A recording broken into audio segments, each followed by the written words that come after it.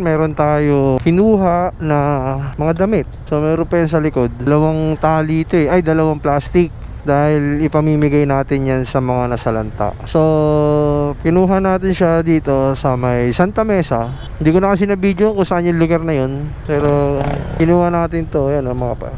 So iuwi muna natin siya. Tapos using ko yung mga plastic at ipamimigay ko to. Bibigay natin yan sa mga nasalanta at sa mga nangangailangan mga par. So pauwi na tayo. Kita-kits na lang sa bahay mga par.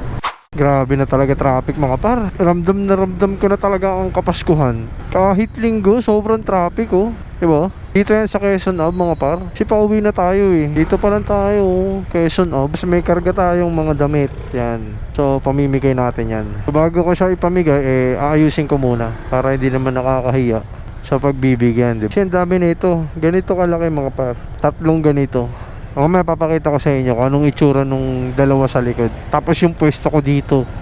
Halos yung tuhod ko, yan oh. Nakalabas na. Kasi sayang eh. Kung hindi ko pa pagsasabay-sabayin. Kung katibay si Rosie mga par. Ba? Kaya niyang magkarga. Kahit mabigat, sige, laban. Pero syempre, yung takbuhan natin takbong alalay lang. Dahil kahit mabagal tayo, safe naman tayong makakauwi. Lang naman ang importante dyan. Kailangan lagi tayong safe pag bumabiyahe. O, diba? Grabe na oh. Lapit na talaga ng traffic. Baka nyo, pag uwi ko kung anong itsura ko dito sa motor. Actually, kita naman sa 360. Pero sa likod, hindi masyado. Buti na lang bago yung rear shock natin sa likod. Hindi kaya ni Boss Sonyok. So, kita-kits na lang tayo sa bahay mga par.